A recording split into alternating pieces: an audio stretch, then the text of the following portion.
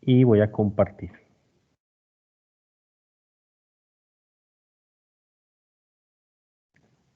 Me hacen el favor y me indican si están viendo mi cuaderno. Sí, profe. Perfecto. Vamos a ver, chicos, algo importante. Las últimas clases la dedicamos, la última de esta semana, la del martes, a desarrollar un poco las propiedades coligativas, que de hecho hicimos varios ejercicios, pasamos a un nivel un poquito más de lo que van a ver otros profesores, porque hicimos cálculos. Recuerden que en el examen, aunque directamente no vienen los cálculos con fórmulas, los hacemos porque es una buena forma de visualizar. Yo soy más de ver a veces los números porque me dan más claridad que una solamente aproximación. ¿Ok? Entonces, vamos a continuar con propiedades coligativas. ¿Ok?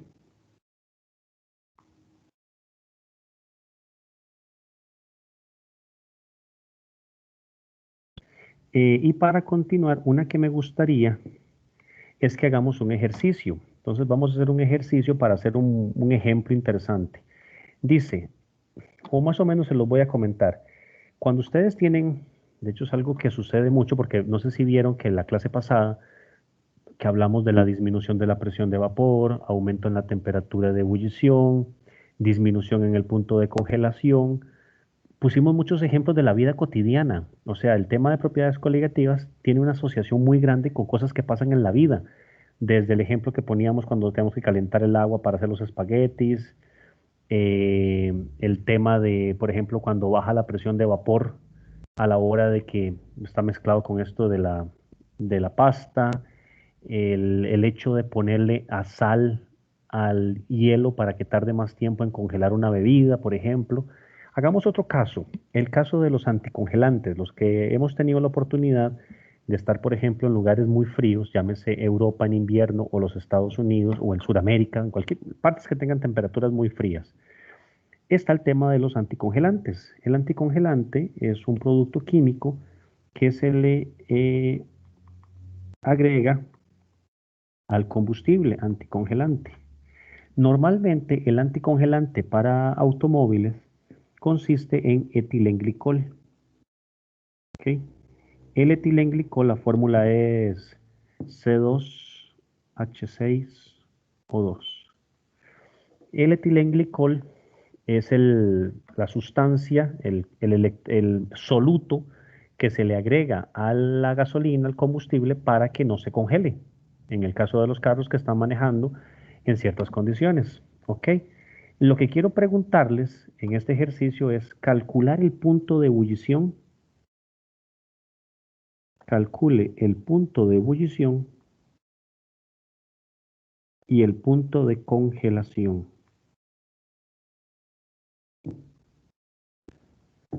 Congelación de una disolución 25% masa de etilenglicol. 25% masa de etilenglicol. Eso es etilenglicol en agua. ¿Ok? Digamos que esa es una que podrían conseguir ustedes en algún comercio para intentar echárselas al carro de su papá o de algún familiar de ustedes que quieran echarle el anticongelante. Que obviamente en Costa Rica tampoco es que le va a hacer un gran efecto, pero para que lo quieran probar. Vean lo interesante. Vamos a hacer el cálculo. Si ustedes recuerdan, la vez pasada, cada una de las tres propiedades coligativas tenía una fórmula. Si ustedes recuerdan, encontramos que el cambio en la temperatura de congelación era una constante por la molalidad. Y también encontramos que el cambio en la temperatura de ebullición era una constante de ebullición por la molalidad, ¿verdad?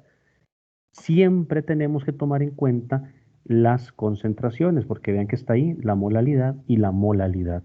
Y recuerden, si en algún momento deben utilizar las fórmulas, esa concentración que acabo de marcar es la concentración efectiva. Recuerdan que es aquella que yo obtengo al multiplicar con el factor de Van 't Hoff. ¿Ok?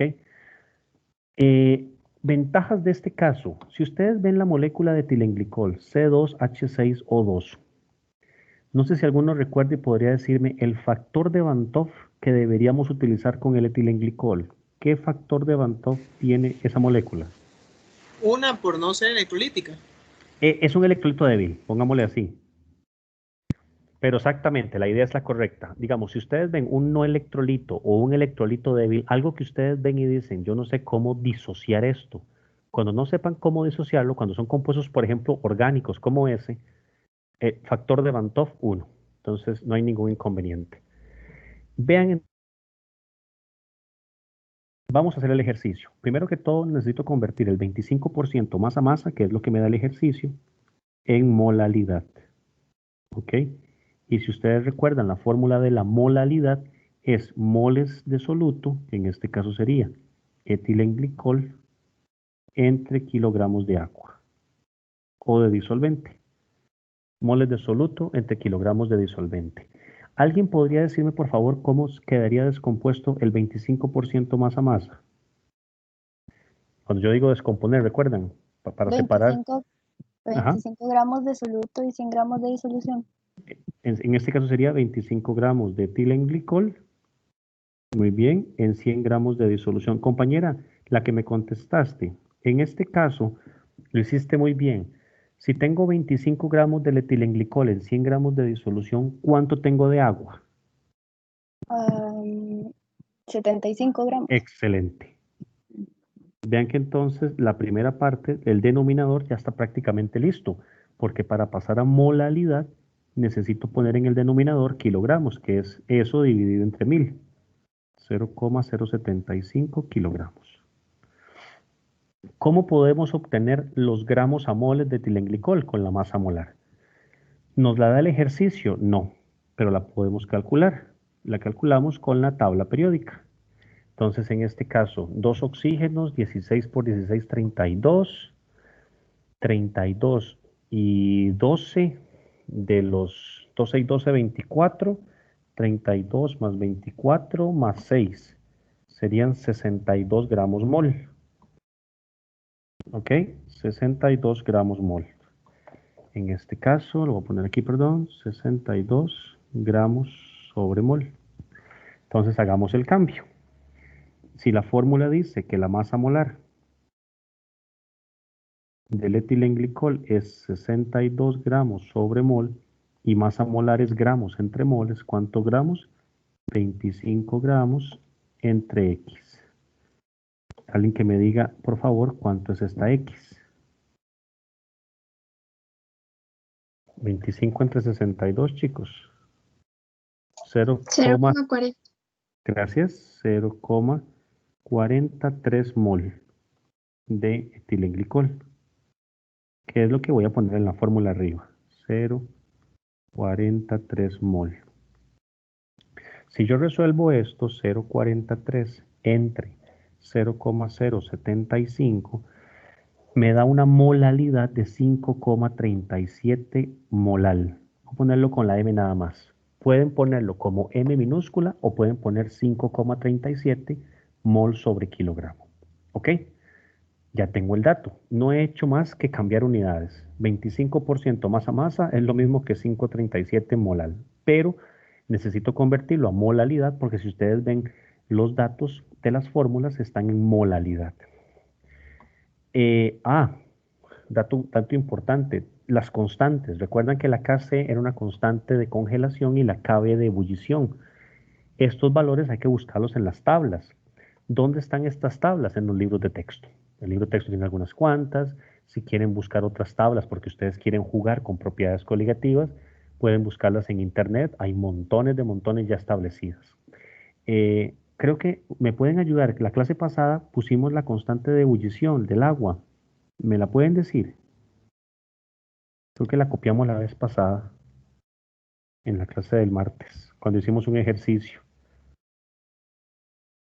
Necesito que me digan la Kb, yo tengo la Kc por acá, la Kc del agua, la constante de congelación. Profe, ¿Sí? la KB creo que es 0,51 grados Celsius Esa es, sobre M. molar, sobre molal. Perfecto. Y la Kc, que es la que tengo yo, es 1,86 grados centígrados sobre molal. Son valores que están ya establecidos, están tabulados. Vean lo interesante, chicos, y voy a hacer aquí un pequeño paréntesis. Recuerden que lo que yo estoy haciendo es que yo tengo mi beaker, ¿ok?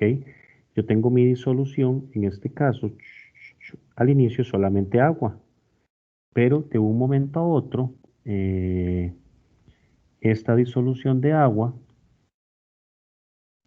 vamos a cambiarla. ¿Por qué? Porque primero tengo en el beaker agua, pero después le estoy agregando el soluto, que en este caso es el etilenglicol. Y entonces tengo mi disolución anticongelante. Voy a ponerlo así. Disolución anticongelante. Ok.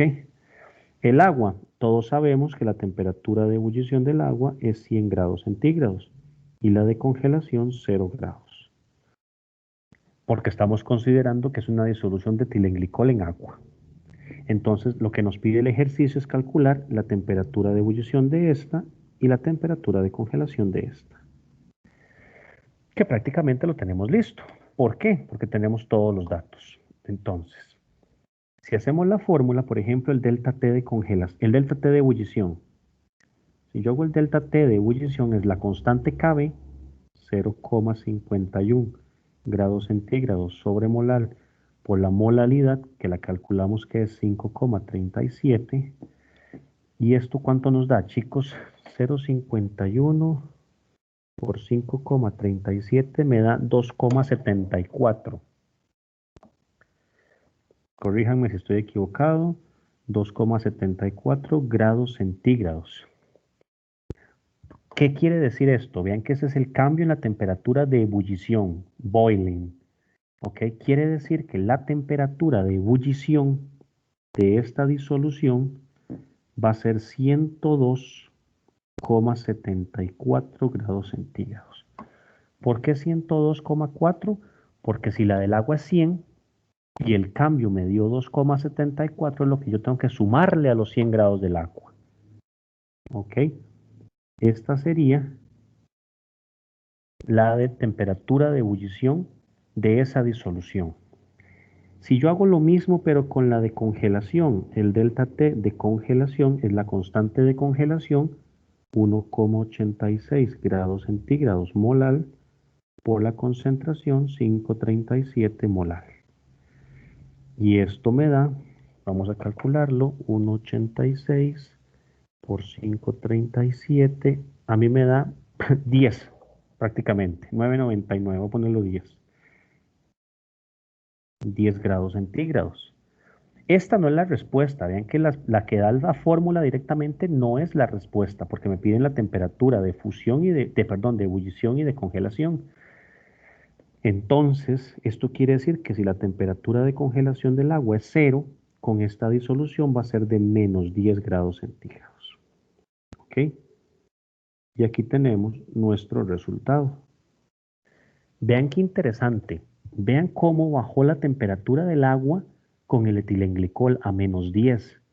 Es decir, que si ustedes la gasolina que tuvieran fuera agua, para poner un ejemplo, ya no se va a congelar a 0, se va a congelar a menos 10. Obviamente, esta disolución, después hay que hacer mejor el cálculo porque esta es la disolución que yo voy a agregarle a la gasolina.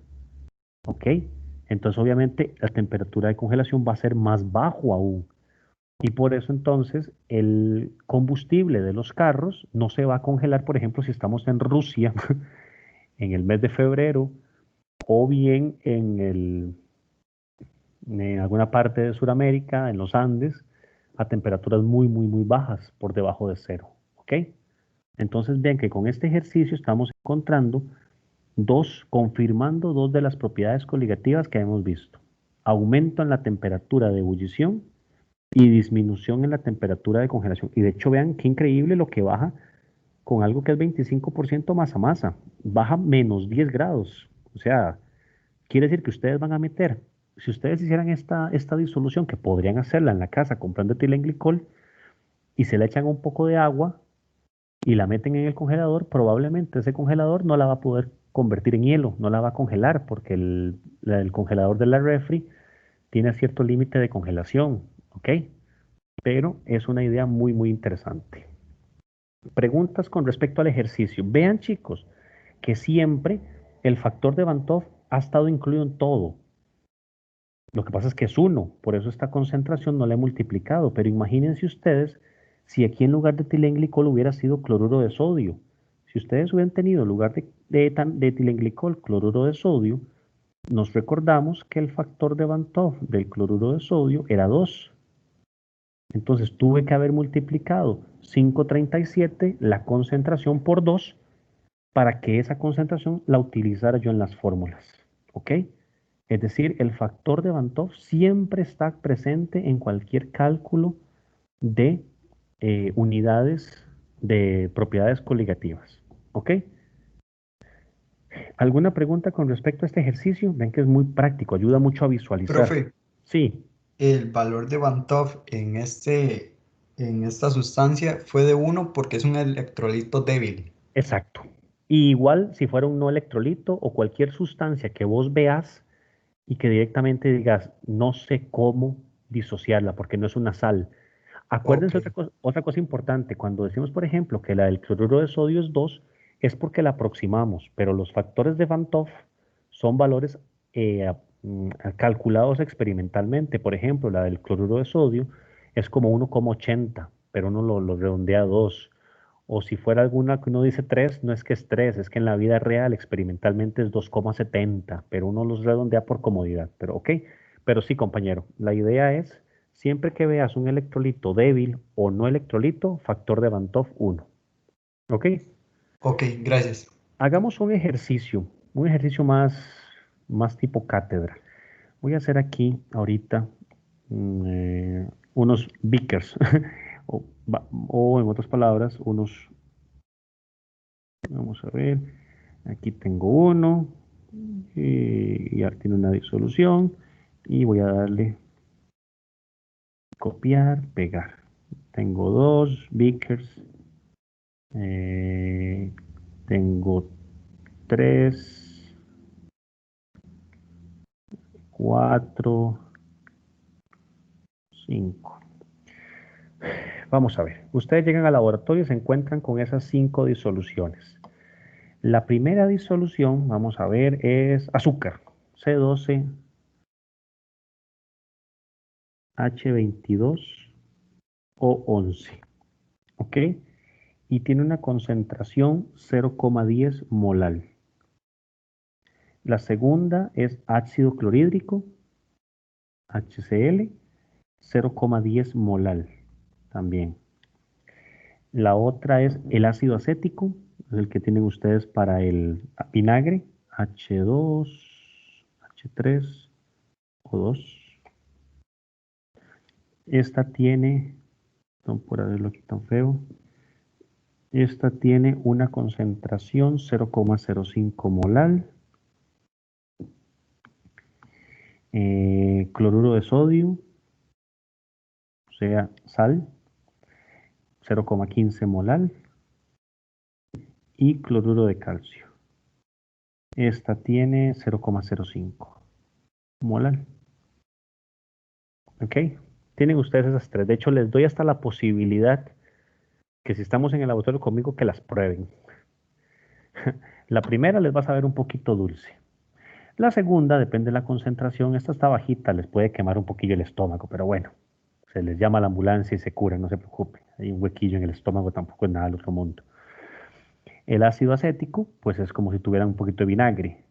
El cloruro de sodio, un agua como si fuera el agua de mar. Y el cloruro de calcio parecido, solamente que ese es un poquito más, bueno, tampoco es que genere nada, porque al final son iones de calcio, como si estuvieran tomando, le pongo color para que vieran, para que se vea bonito y es una disolución electrolítica de las que toman cuando van al gimnasio, como si fuera un Gatorade pero sin azúcar. ¿Ok? Pero viene la pregunta interesante. Ustedes tienen los 5 beakers. Este es el beaker número 1, el número 2, el número 3, el número 4 y el número 5. Y yo quiero que me acomoden el que tenga la temperatura de congelación más baja hasta la más alta. O sea, vamos 1, 2, 3, 4, 5. O sea, lo que estoy diciendo es que la que pongan de primera va a tener la temperatura de congelación más negativa, ¿ok? Más baja, más lejos del cero, ¿ok? Vamos a ver, primera cosa que les voy a pedir, vamos a ver si alguien me ayuda. Taxán, ¿estás por acá? Sí, profe, aquí estoy. Ok, vamos a ver si me ayudas. En la última, en la botella 5, ¿cuál es el factor de Van 't Hoff del cloruro de calcio? Sería 2. No, te lo pongo aquí, voy a hacer un momento. Cloruro de calcio se disocia en calcio 2 más 2 cloruros. Entonces 3. Muy bien, factor de Van 't Hoff 3. Seguimos, cloruro de sodio que está a la par. Factor de Van 't Hoff, Ese sí sería 2. Ese muy sí sería bien, 2. excelente. Factor de Van 't Hoff del ácido acético. Ese no es un electrolito, entonces sería 1. Muy bien. ¿Y la del azúcar? Igual, Muy bien. Y falta la del ácido clorhídrico. igual 1. No, esta es interesante. El ácido clorhídrico, HCl, se descompone en H más Cl menos. Por lo tanto, Un 2. muy bien, excelente. Simplemente tengan cuidado con esa no es tan lógica, tan intuitiva. El HCl, y lo vamos a ver después en el curso, es un ácido fuerte. Como es un ácido fuerte, uno dice que se disocia al 100%, o sea, la flecha que estoy marcando ahorita con el mouse es una única flecha. El ácido acético, por el contrario, es un ácido débil, por eso no tiene esa disociación completa. Pero ok, igual yo les ayudaría en ese problema. Ahora, tengo los factores de Van 't Hoff y las concentraciones iniciales, ¿ok? Entonces, está por ahí Jiménez Rojas. Sí, profe. ¿Cómo te llamas? Kevin.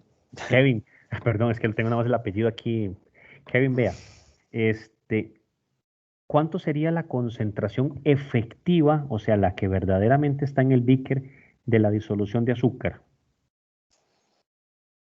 La que verdaderamente está Lo que llamamos concentración es, efectiva. sería 0,10. Muy bien, porque estoy multiplicando por 1. Seguí con las demás.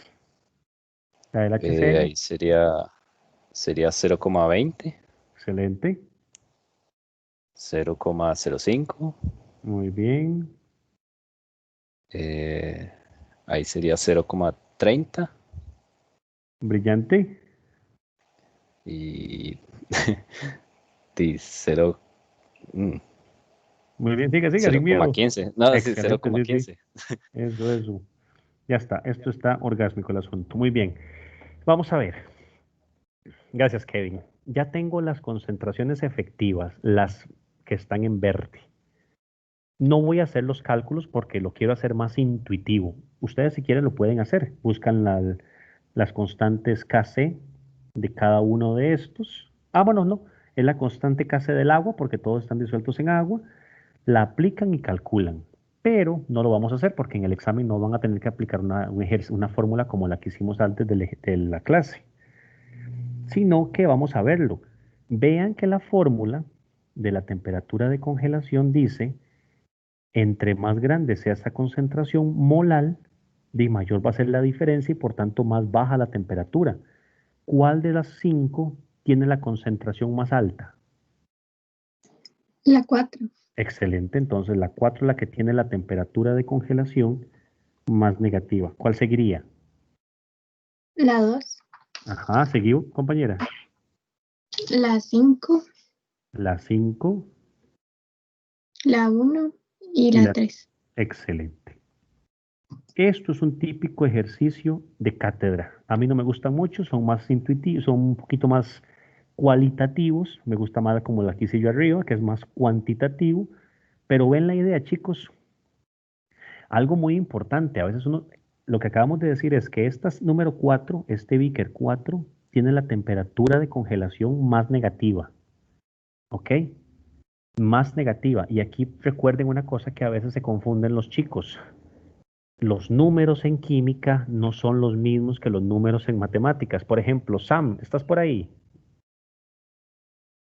Sí, profe. Sam, decime una cosa. ¿Qué es más grande? ¿Menos 10 o menos 2? Menos 2. Muy bien. ¿Qué es más grande? ¿Menos 10 grados Celsius o menos 2 grados Celsius?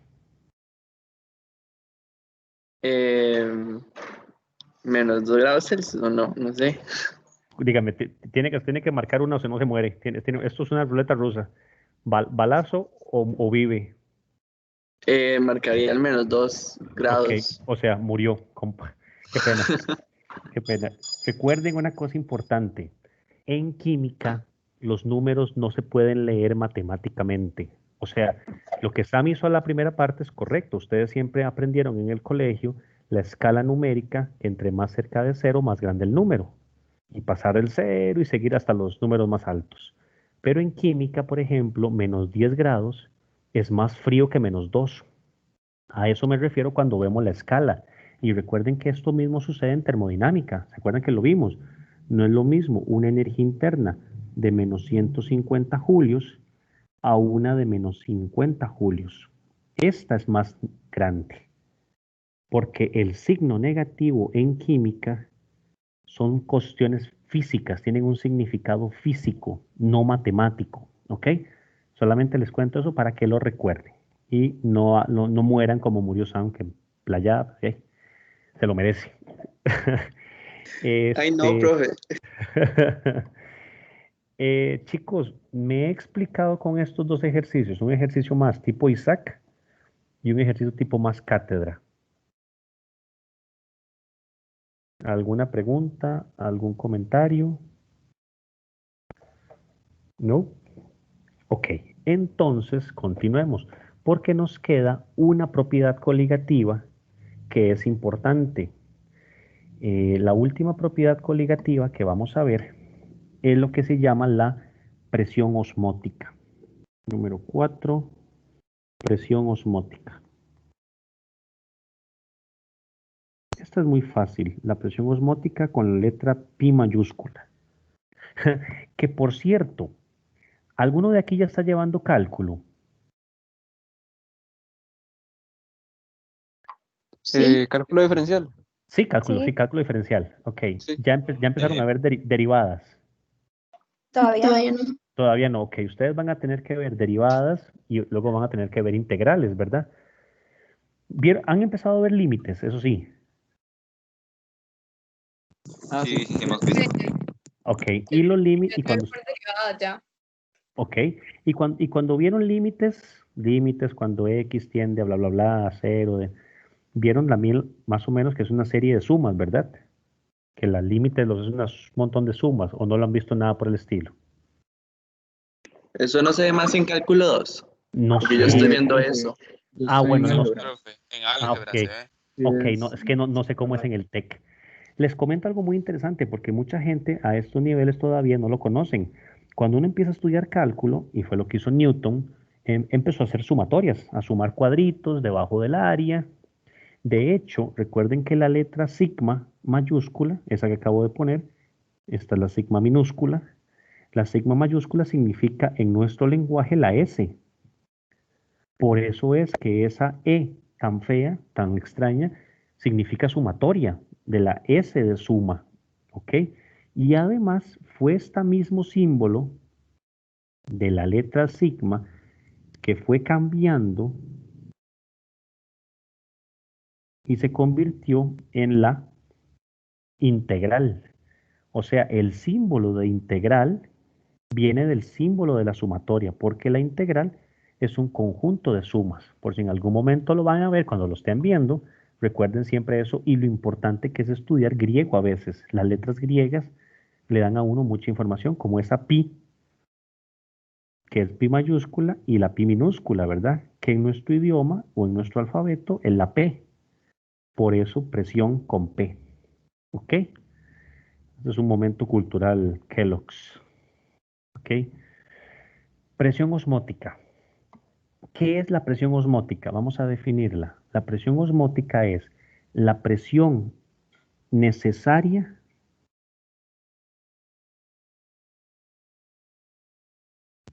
para evitar la ósmosis, para evitar que se dé la ósmosis, ¿ok?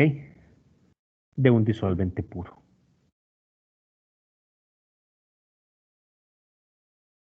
Y lo voy a hacer, digamos, ahora viene la pregunta. Entonces, ¿qué es ósmosis? Ya algunos de ustedes lo habrán visto.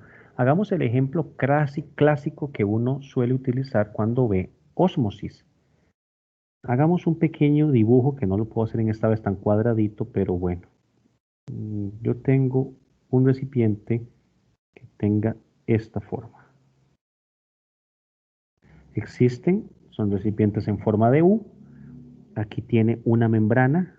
Esta membrana pasan ciertas partículas y otras no pueden. En el lado izquierdo yo tengo una disolución cualquiera y en el lado derecho tengo agua. ¿Ok? Disolución a la derecha, agua a la izquierda. Y tengo la membrana. Imagínense que ya lo acomodo y empiezo a contar lo que pasa en la situación. ¿Qué es lo que va a hacer el agua? Si ustedes se fijan, si aquí tengo una disolución, aquí tengo agua, obviamente lo que está a la derecha, cualquier cosa que sea esa disolución es más concentrado que el agua, porque el agua es solamente agua. Es decir, lo que yo estoy diciéndoles es que lo que está a la derecha está concentrado y lo que está a la izquierda está diluido, o no hay nada del todo, muy poquito. Entonces, ¿qué es lo que hace el agua? El agua es como si fuera un policía, por así decirlo. Ve la disolución que está a la derecha, que está concentrada, y es como, como una fiesta que se volvió loca. Mis amigos, yo tengo que ir ahí a diluir el asunto. No puede ser posible. Entonces las moléculas de agua empiezan a cruzar. ¿Ok? Porque dicen, no puede ser, tengo que diluir este asunto. Hay demasiada concentración, tengo que equilibrar. En química todo tiene que estar, se suele buscar el equilibrio. Y entonces, ¿qué sucede? Que en el momento que pasa eso, perdón por mi dibujo tan feo, pero ¿qué es lo que sucede en este caso?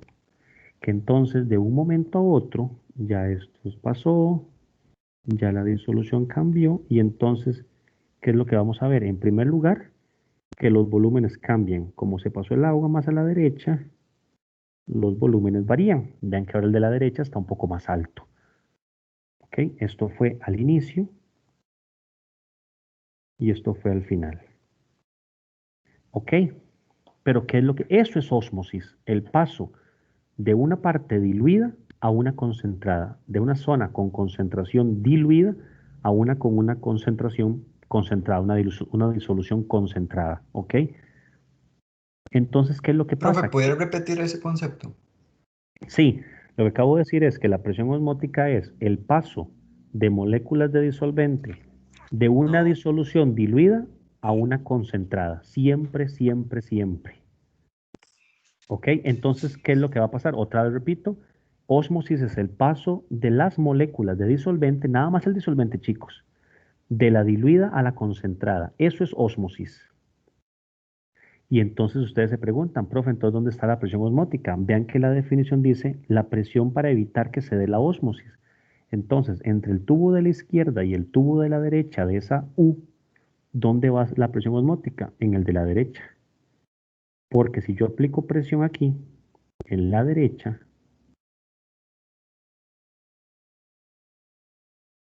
está mi pi. Si yo aplico la presión ahí, evito que se dé la ósmosis. ¿Ok? Porque la vuelvo a presionar, como imagínense que la meto presión ahí, al lado derecho, y entonces se devuelve. ¿Ok? Por así decirlo, las moléculas de agua las fuerzo a que regresen, a los policías los mando al carajo. ¿Ok? Esa es la presión osmótica. Entonces vean al final la conclusión. ¿Dónde aplico la osmótica? ¿En la parte diluida o en la concentrada?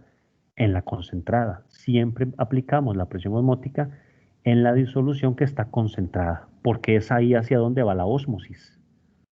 ¿Ok?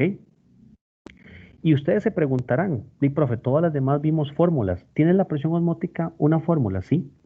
La fórmula de la presión osmótica dice que pi es igual a nRT sobre V. Esto les recuerda algo. No sé si lo vieron en Química 1 o lo van a ver en Física, la ley de los gases ideales. En lugar de la P, una pi. Y les quiero hacer una pregunta. ¿Dónde? Porque en todas las fórmulas anteriores, la de la presión de vapor, temperatura de congelación y temperatura de ebullición, habían unidades de concentración. ¿Dónde está la unidad de concentración en esta fórmula, chicos? ¿Quién me lo dice? Porque vean las anteriores. En las anteriores dos que están aquí arriba, vean aquí marcadas. La molalidad y la molalidad. ¿Dónde está la unidad de concentración en la presión osmótica? Me parece haberlo visto en el folleto que era la N, pero no me acuerdo exactamente por qué. No, sorry, ya murió también. Alguien más, pero casi, tiene un 50. Le falta el otro 50. ¿Dónde están las unidades de concentración ahí? En esa fórmula. ¿Quién me ayuda? El compañero no está tan perdido, pero es que los moles no son una unidad de concentración. N entre V. Claro. ¿Quién sos vos? ¿Quién me contestó? Sam. Muy bien, Sam. Pues Sam, tiene usted en el quiz que tenga más bajo, le acabo de poner un 100. ¿Ok? Gracias.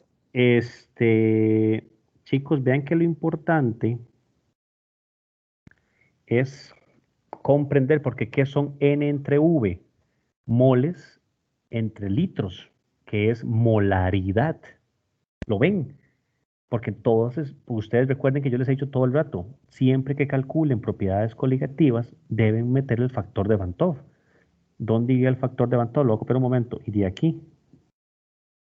Tengo que multiplicarlo porque N entre V es moles entre litros o moles entre volumen. ¿Ok? Me explico. Ahora, en todas las demás propiedades coligativas... Profe, una Sí, pregunta. dígame. Es que me confundí con las letras. ¿Qué significa la N y la R? Gracias, eso es una muy buena cosa, lo voy a hacer ahora mismo. N son los moles. V es el volumen. T es la temperatura. Y R es la constante de los gases ideales.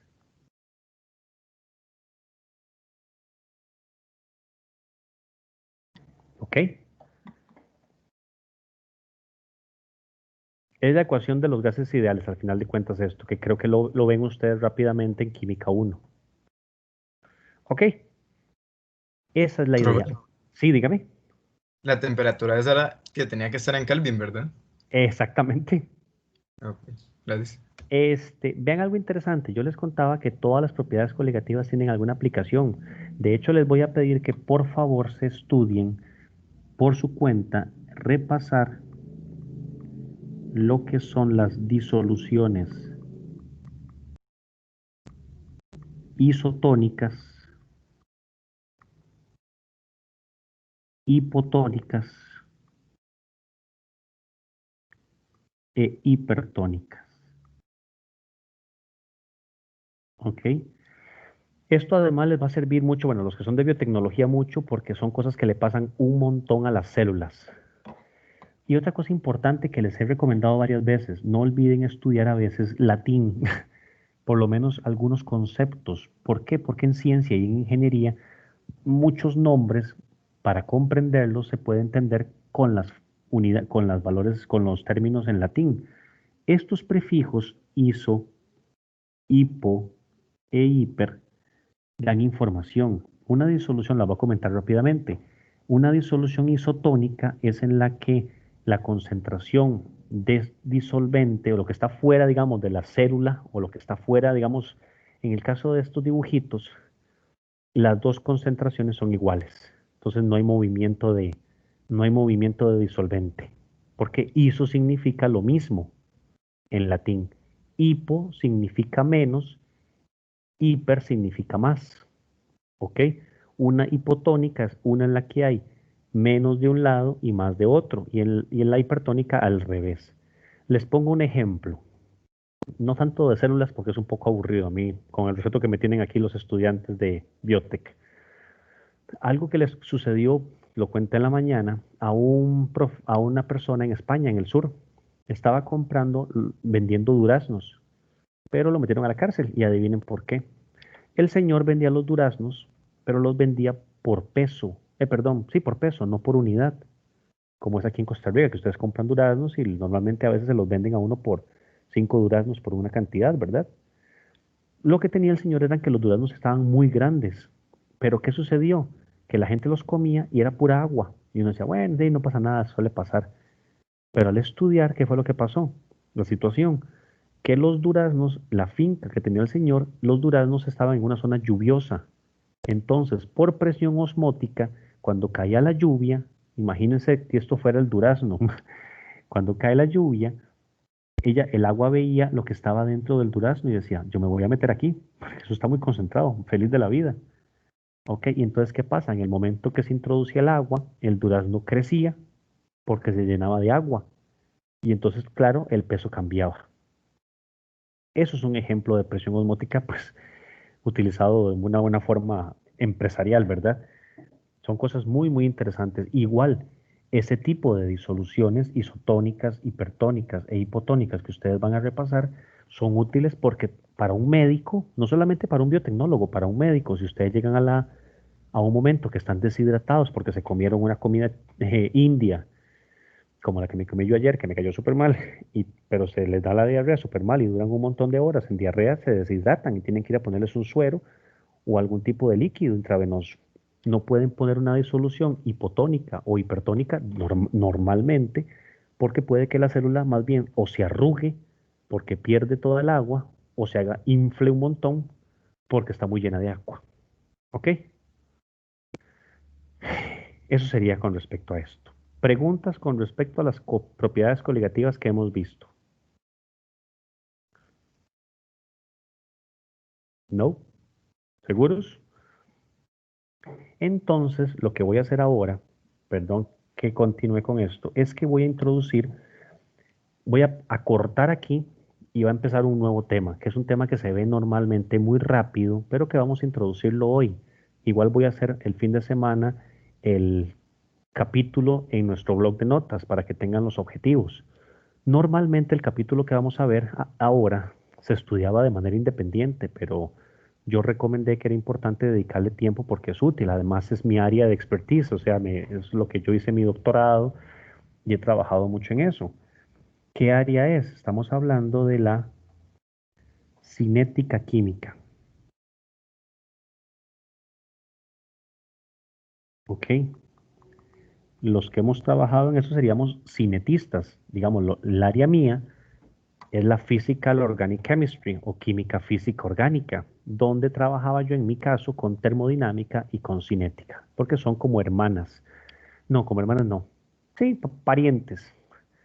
Vamos a ver qué es la idea de la cinética, chicos. Ustedes, alguien podría recordarme, porque lo vimos, qué es lo que normalmente estábamos buscando con termodinámica.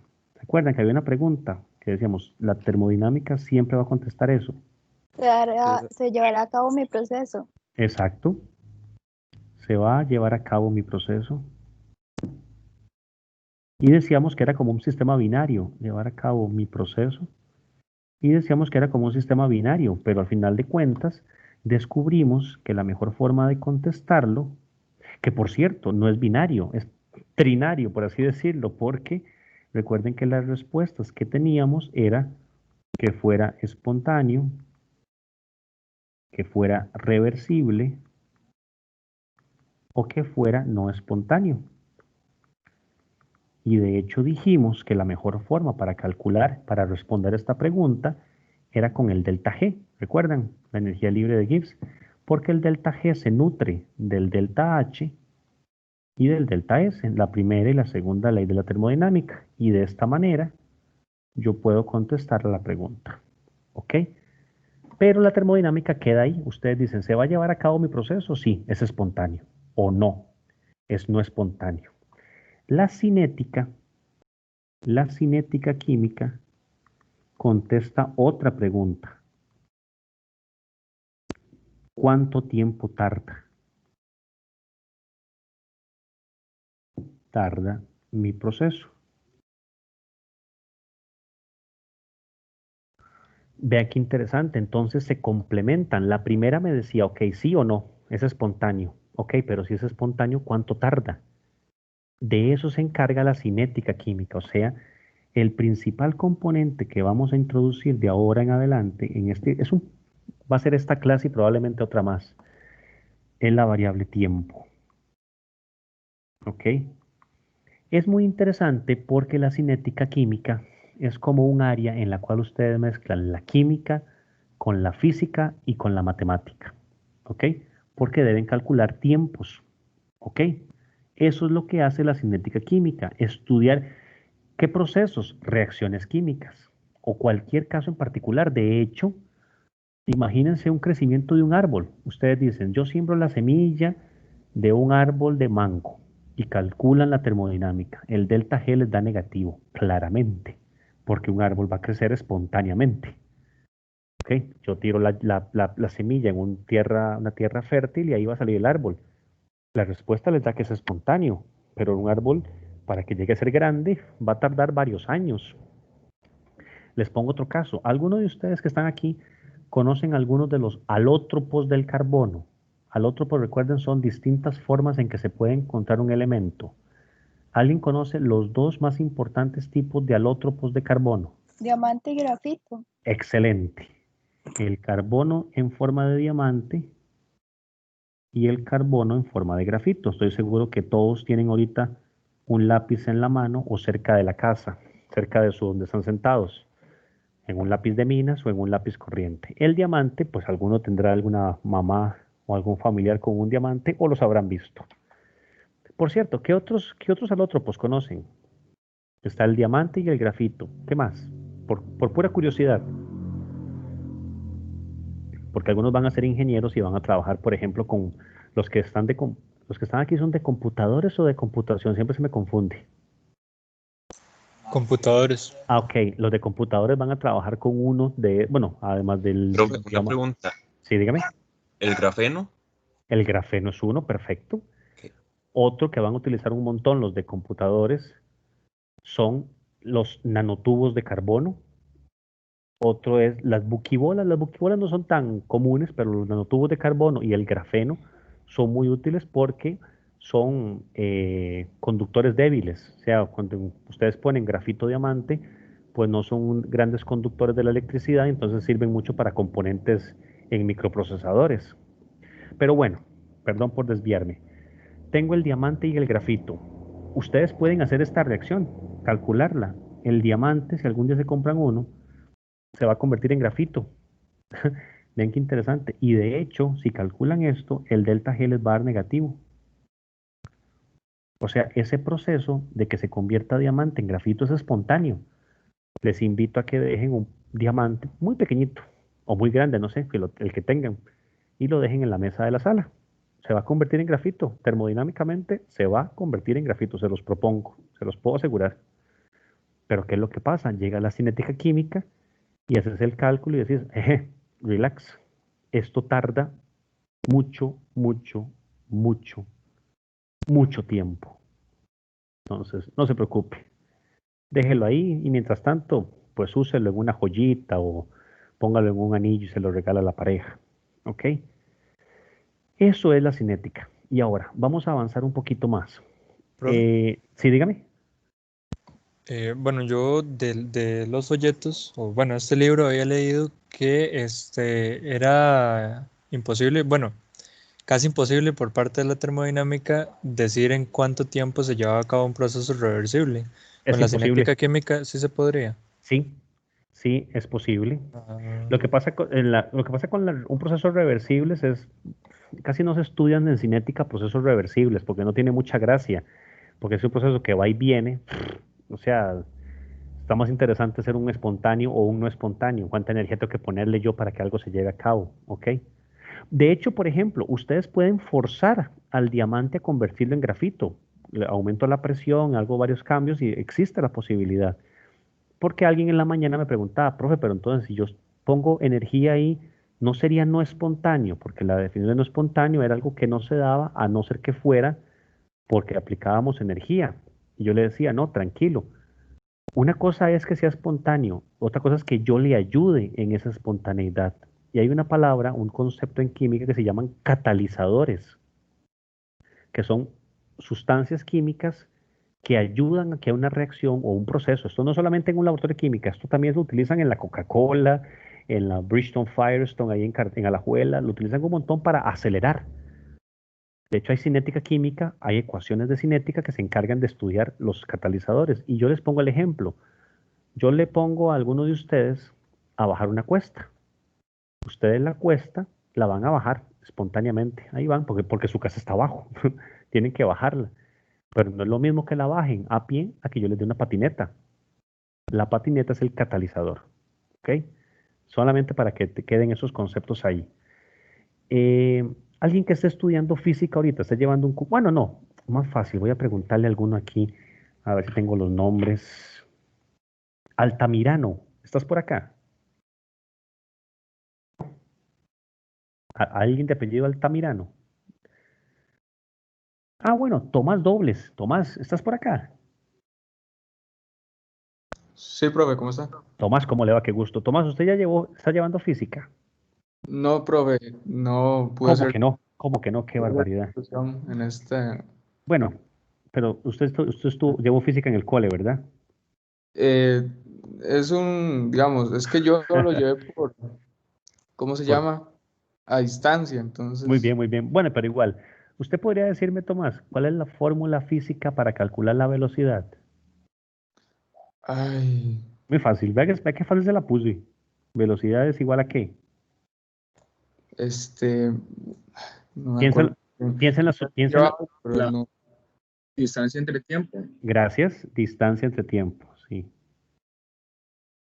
Ok. ¿Y las unidades, chicos, de la velocidad en física? Normalmente, alguna de las muchas que hay.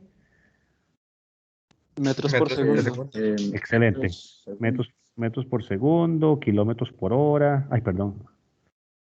En minúscula porque me regañan. Metros por segundo, kilómetros por hora, millas por hora, los tontos en estados.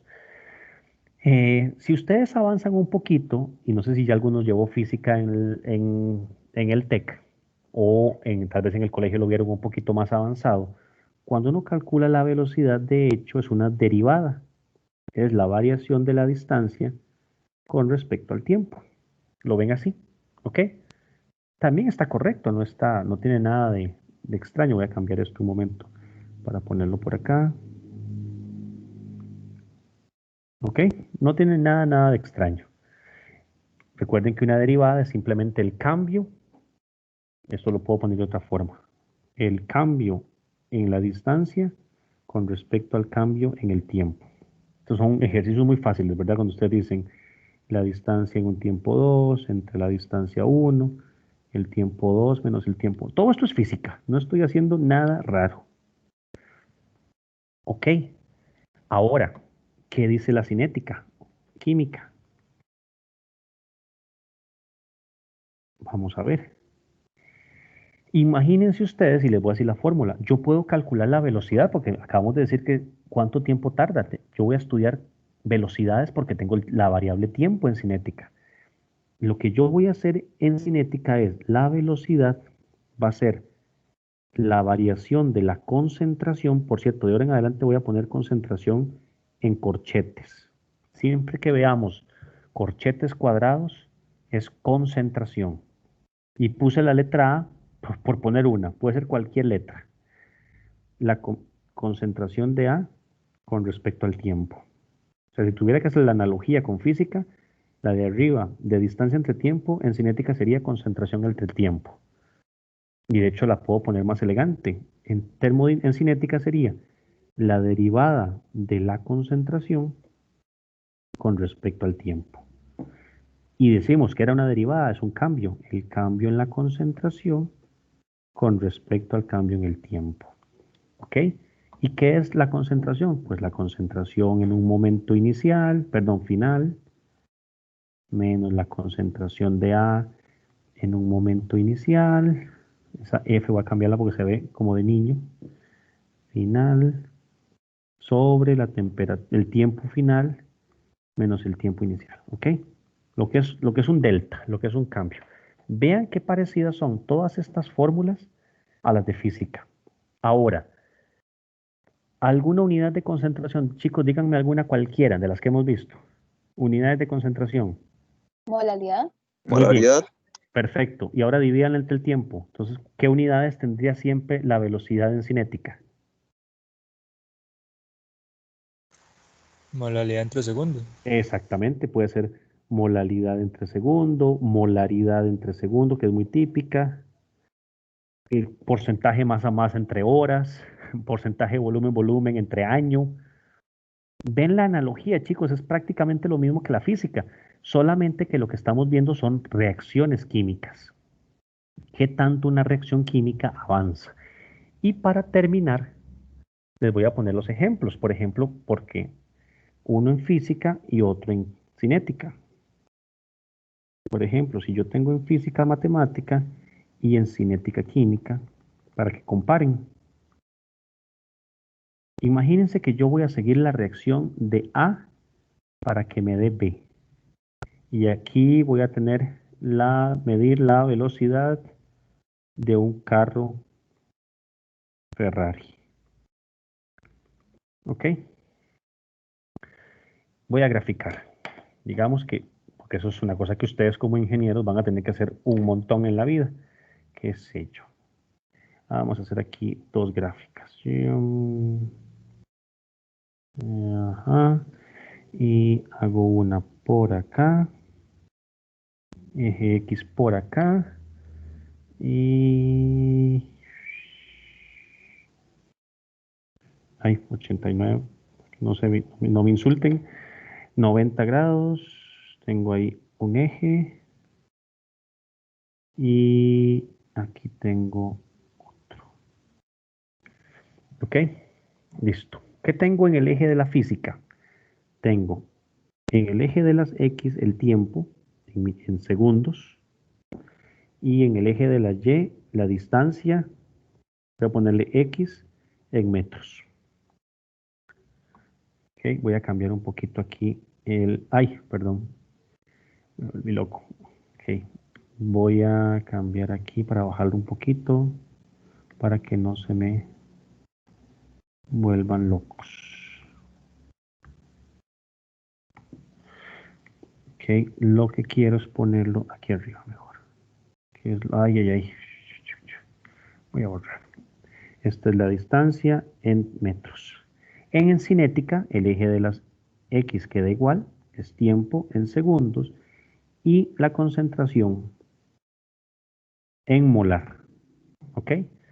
No puse nada dentro del corchete, pero sobreentiendan, chicos, que es concentración, ¿verdad? A ver si alguno se acuerda. ¿Alguien sabe cómo quedaría una gráfica en física?